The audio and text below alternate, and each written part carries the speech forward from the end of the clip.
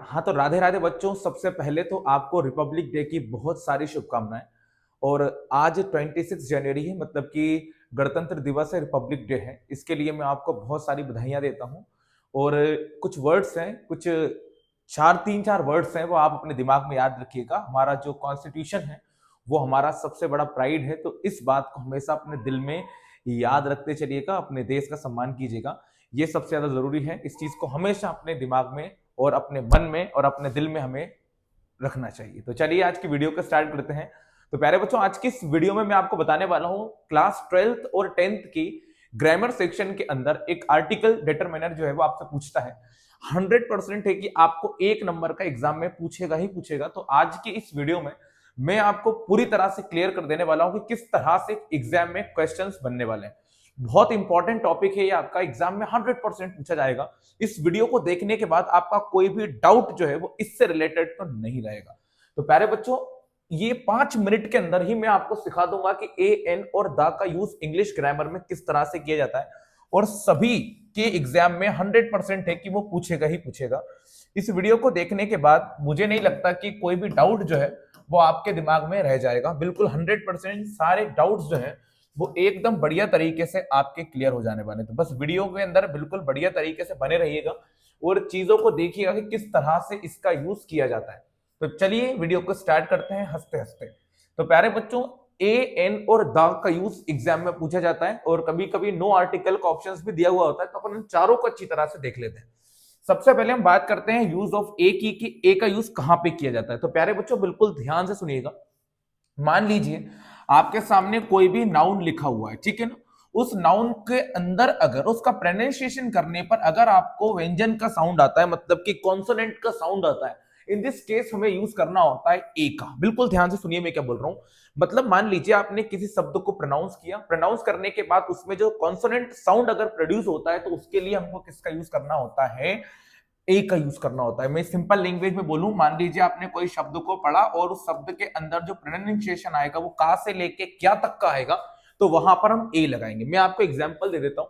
जैसे कि मान लीजिए फिलिंग द ब्लैंक्स के बाद आपके सामने बीएससी लिखा आ जाए, तो हम बीएससी को कुछ इस तरह से लिखेंगे। देखो बीएससी है ना, तो ये बा आ रहा है, ठीक है। ये जो बा आ रहा है ना, ये का से ज्ञा तक के बीच के आता है, इसलिए हम यहाँ पे ए का यूज करेंगे। अभी मैं एग्जाम्पल इतने सारे दूंगा आपको कि वैसे ही कर दोगे आप। आगे देखते हैं यूज ऑफ एन। एन का यूज कब करना है? इसका यूज हम तब करते हैं जब जो साउंड होता है वो कौन सा वाला होता है, स्वर वाला होता है। प्यारे बच्चों बिल्कुल ध्यान से याद रखिएगा। स्वर मतलब कि वोवेल साउंड आ जाए, मतलब कि छोटा आ से अनार से लेकर तो आहा खाली तक का साउंड अगर हमको प्रोड्यूस होता है तो वहां पर हमको एन का यूज करना होता है। जैसे कि मैं कुछ एग्जांपल लेता हूं। जैसे कि मान लीजिए मैंने लिख दिया एमएलए, तो एमएलए को जब मैं हिंदी में लिखूंगा तो देखो मुझे इस वर्ड का प्रोनाउंसिएशन देखने को मिलेगा। इसीलिए मुझे यहाँ पे किसका यूज करना पड़ेगा, एन का यूज करना पड़ेगा। अभी मैं आपको बहुत सारे एग्जांपल दूंगा, लेकिन हमने वीडियो को 5 मिनट का रखना है, इसलिए मैं थोड़ा सा जल्दी समझाता हूं आपको, ठीक है ना। हमें टाइम को बिल्कुल अच्छी तरह से यूटिलाइज करना है, एग्जाम बहुत पास में है।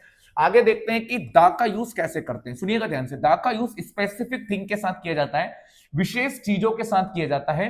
मैं आपको बताता हूं कौन कौन सी चीजों के साथ आप दा लगा सकते हैं। जैसे कि सबसे पहले हम याद रखेंगे नेचुरल थिंग्स के साथ। नेचुरल थिंग्स मतलब कि ऐसी चीजें जो पूरी तरह से प्राकृतिक हैं, पूरी तरह से नेचर से बिलोंग करती हैं, उन सभी चीजों के साथ दा लगेगा। अब वो चाहे कुछ भी हो। जैसे कि मान लीजिए मैं माउंटेन्स की बात करता हूं तो उसके साथ दा लगा सकते हैं, रिवर्स के साथ मतलब गंगा के साथ आप दा लगा सकते हैं, स्काई के साथ आप दा लगा सकते हैं, उसके बाद स्टार्स के साथ आप दा लगा सकते हैं, उसके बाद किसी भी प्लैनेट जैसे कि अर्थ के साथ, है ना, सैटर्न के साथ, वीनस के साथ आप दा लगा सकते हैं। उसके अलावा कोई भी प्राकृतिक चीज है, फॉरेस्ट का नेम है, तो उसके साथ भी हम दा का यूज कर सकते हैं। इवन हम तो डायरेक्शंस के साथ भी दा का यूज कर सकते हैं। ईस्ट वेस्ट नॉर्थ साउथ के साथ भी हम दा का यूज कर सकते हैं, है ना। बेस के साथ लगा सकते हैं, जैसे कि बे ऑफ बंगाल के साथ दा लगा सकते हैं अपन, ठीक है ना। किसी प्लांट के साथ भी लगा सकते हैं, है ना।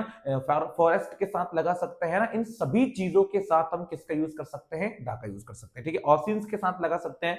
तो प्यारे बच्चों कहना मैं सिर्फ इतना चाहता हूं, अगर कोई भी नेचुरल चीज की हम बात करेंगे तो उसके साथ हम दा का यूज कर लेंगे। अभी मैं एग्जांपल्स दूंगा तो आपको पूरी बातें एकदम परफेक्टली क्लियर हो जाएंगी। बोर्ड एग्जाम के एग्जांपल दूंगा।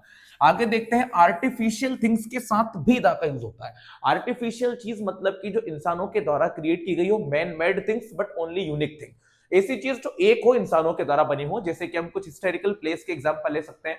जैसे कि मान लीजिए मैंने यहाँ पे रेड फोर्ट, जामा मस्जिद का एग्जांपल ले लिया था, स्टेच्यू ऑफ यूनिटी का एग्जांपल ले लिया है ना। और उसके बाद में मान लीजिए आप किसी अदर कंट्रीज की बात करोगे तो आप बुर्ज खलीफा का एग्जांपल ले सकते हो, है ना। उसके बाद में भी कुछ अदर एफिल टावर का एग्जांपल ले सकते हो, मतलब यूनिक होना चाहिए ना। ताजमहल का एग्जांपल भी ले सकते हो आप, ठीक है। तो ऐसी कंडीशन में आपको भी क्या लगाना है, दा लगाना है आर्टिफिशियल चीज के साथ में। आगे लिखा है सुपरलेटिव डिग्री के साथ भी दा लगेगा। ये थोड़ा समझने वाला टॉपिक है। सुपरलेटिव डिग्री आपको पता है डिग्री तीन टाइप की है, पॉजिटिव डिग्री है ना, उसके बाद कंपैरेटिव डिग्री, उसके बाद आएगा सुपरलेटिव डिग्री।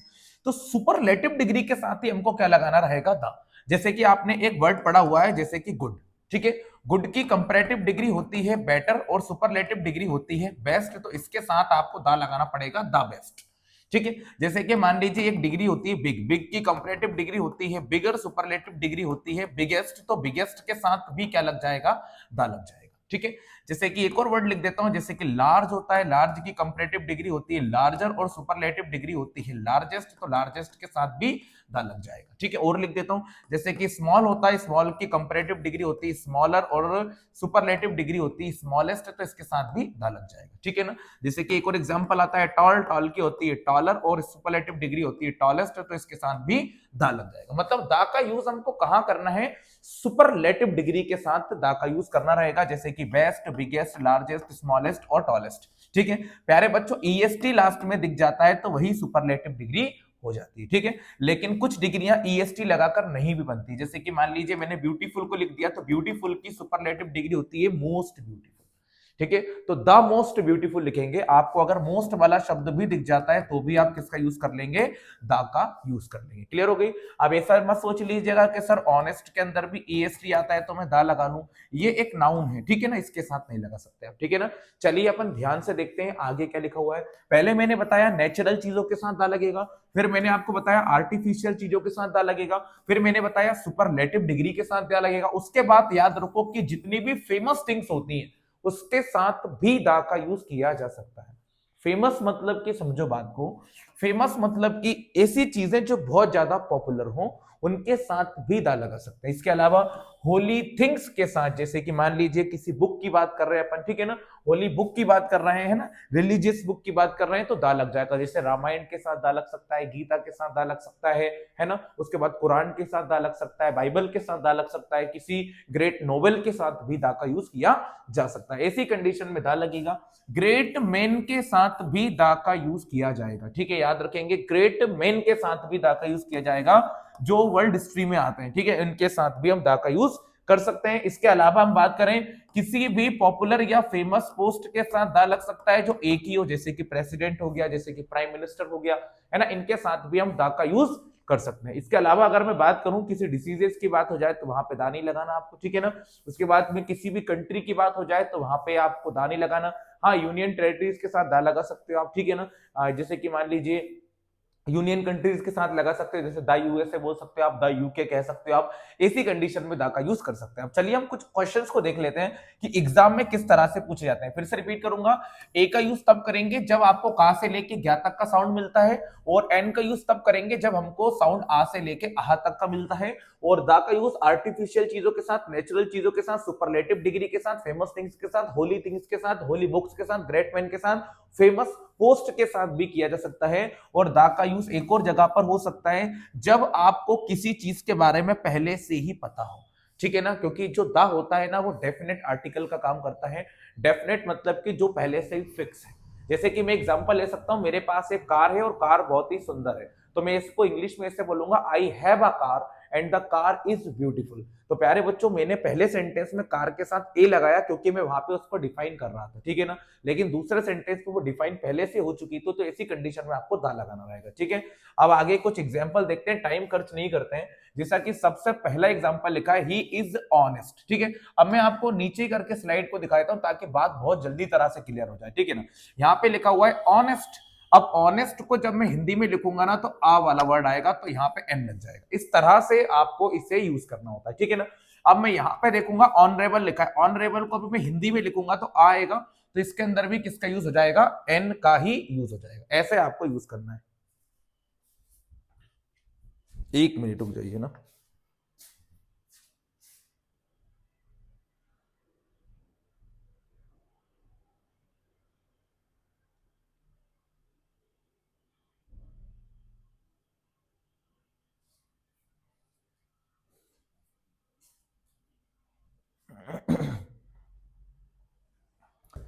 चलिए उसके बाद में देखो क्या लिखा है, शी इज इंडियन। अब इंडियन को मैं जब हिंदी में लिखूंगा तो फर्स्ट वर्ड ई आएगा तो इसमें भी एन लगेगा।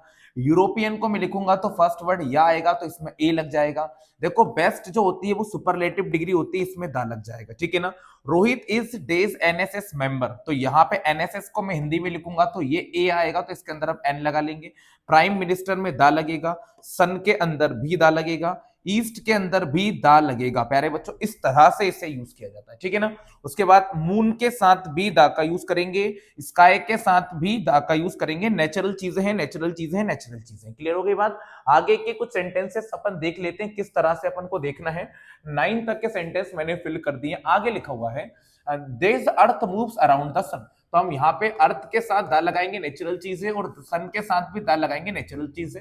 गंगा के साथ भी दा लगेगा और होली रिवर है, अब यहाँ पे ए लगाएंगे, ठीक है। अब होली एक शब्द है, होली शब्द के साथ दा नहीं लगाना, ठीक है ना। अपन ने गंगा के साथ दा लगाया, होली तो एक वर्ड है जो कि हा से स्टार्ट होगा, इसका प्रोनाउंसिएशन तो ए लग जाएगा। ताजमहल के साथ दा का यूज होगा, हिमालय के साथ दा का यूज होगा, और हाईएस्ट सुपरलेटिव डिग्री है ईएसटी लगाए इसलिए दा लगेगा, ठीक है। फिर यहाँ पे गंगा के साथ दा लगेगा, the Ganga is the largest river, यहाँ पे सुपरलेटिव डिग्री है दा लगेगा, ठीक है। I have days umbrella, umbrella को हिंदी में लिखेंगे तो आएगा एन लग जाएगा, ठीक है। His brother is R J, R J को हिंदी में लिखेंगे आ आगे आएगा तो एन लगेगा। छोटा से अनार से आहा खाली तक का वर्ड आ रहा है, एन लग जाएगा। Arun is the tallest boy in the class, दा लगेगा, सुपरलेटिव डिग्री है। गंगा के साथ दा लगेगा, the Ganga is a sacred river, है ना। एमबीबीएस के साथ अपन क्या लगाएंगे, हिंदी में लिखेंगे तो एमबीबीएस में ये वाला वर्ड देखने को मिलेगा, ठीक है, तो एन लग जाएगा, है ना। एमएलए को हिंदी में लिखेंगे तो ऐसा एनक का दिख जाएगा, एन लग जाएगा। बीएससी को हिंदी में लिखेंगे तो बा वाला शब्द आएगा तो ए लगेगा। आरएसएस को हिंदी में लिखेंगे तो देखो आएगा, है ना, आरएसएस में तो एन लग जाएगा, है ना। इंजीनियर को हिंदी में लिखेंगे तो ई वाला शब्द आगे आएगा तो यहाँ पे भी एन लग जाएगा, I am an engineer. Clear हो गई बात। इस तरह से इतने इजी तरह से यूज करना है। She came to India days year ago, year को हिंदी में लिखते हैं तो देखो ईयर ऐसे दिखाएगा ना, या आगे आएगा। ईयर को ऐसे मत लिख दीजिएगा, इसको हम ये वाला ईयर को ऐसे लिखते हैं ना, ये सही है ये गलत हो जाएगा, ठीक है, तो ए लगेगा यहाँ पर भी। आगे के कुछ एग्जाम्पल और देख लेते हैं। ये सभी एग्जाम्पल बहुत आसान है और आप बिल्कुल इजी तरीके से इनको फिल कर सकते हो, ठीक है। अपन कुछ एग्जाम्पल्स और देख लेते हैं ताकि बात पूरी तरह से ही क्लियर हो जाए। अब देखिएगा आपके सामने क्या लिखा हुआ है, my father is scholar. Scholar को हिंदी में लिखते हैं तो कुछ बच्चे स्कॉलर को ऐसे लिख देते हैं ना, स्कॉलर गलत लिखा है प्यारे बच्चों। स्कॉलर को ऐसे लिखोगे तो फिर तो तुम स्कूल को ऐसे लिखते हैं, मालूम है आपको, कुछ बच्चे स्कूल को ऐसे लिख देंगे, गलत हो जाएगा ये, है ना। तो याद रखो स्कॉलर को ऐसे लिखा जाता है ना, स्कॉलर को ऐसे लिखा जाता है, ऐसा नहीं लिखना स्कॉलर को, देखो ये ई आगे नहीं लाना, गलत हो जाएगा। स्कॉलर ऐसे लिखा जाता है जैसे कि स्कूल इस तरह से लिखा जाता है, ठीक है। तो सा वाला वर्ड आ रहा है तो हम यहाँ पे क्या लगाएंगे, ए लगाएंगे। प्रोफेसर में पा आएगा तो हम यहाँ पे ए लगाएंगे। कलेक्शन में का आएगा तो आप यहाँ पे ए लगाएंगे। Bible is the name of the holy book, that's why we have to use here the, ठीक है। होली वर्ड के साथ दानी लगेगा, ए लग जाएगा। हेलीकॉप्टर में हा आ रहा है, ए लग जाएगा। 5 स्टार होटल में फा आ रहा है तो ए लग जाएगा। 5 स्टार होटल बहुत सारी होती हैं, ए लगेगा। एंजल में देखो ए आ रहा है ऐसे इनक का तो एन लग जाएगा। एक्टर को देखेंगे तो ऐसे इनक का आ रहा है, एन लग जाएगा। अनटाइडी को देखेंगे तो आ रहा है आगे तो एन लग जाएगा। Ion is days useful metal, useful में या आ रहा है तो यहाँ पे ए आ जाएगा, ठीक है ना, यहाँ याद रखिएगा। ऑल को देखेंगे तो आ रहा है आगे तो एन लग जाएगा। डॉल को देखेंगे तो डा आ रहा है, ए लग जाएगा। आई वॉन्ट अ ग्लास, है ना, ग्लास में गा आ रहा है तो ए लग जाएगा, ठीक है। मॉर्निंग के साथ दा लगेगा, आप याद रखिएगा। काउ के साथ दा लगेगा, यहाँ पे आप एनिमल को डिफाइन कर रहे हो, ठीक है ना। हम यहाँ पे हॉर्स को डिफाइन कर रहे हैं तो यहाँ पे दा लगेगा, ठीक है ना। किसी चीज को आप डिफाइन कर रहे हो, उसकी क्वालिटी बता रहे हो ना, the horse is a faithful animal, ठीक है। सन के साथ भी दा लग जाएगा। Words are flying in the sky आएगा, ठीक है ना। He ate an apple, apple को हिंदी में लिखेंगे तो ए से एनक का आएगा। तो इस तरह से आपको आर्टिकल्स को यूज करना रहेगा, बहुत ही सिंपल सा काम है।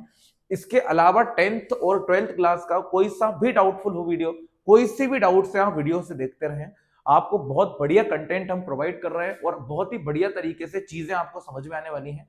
एक एक करके सारी वीडियोस देखते रहिएगा। सारी वीडियोस जो है वो आपको ऑलरेडी प्लेलिस्ट में जाकर हमने बना रखी है, 10th और 12th सभी क्लासेस के। इसके अलावा आप हमारे टेलीग्राम चैनल से जुड़कर भी सारे कंटेंट को पीडीएफ फॉर्म में ले सकते हैं। हम इंस्टाग्राम आईडी पर फॉलो भी कर सकते हैं, उस पर आपको रेगुलर कोई ना कोई अपडेट मिलता रहता है। Thank you for watching this video. जय श्री महाकाल।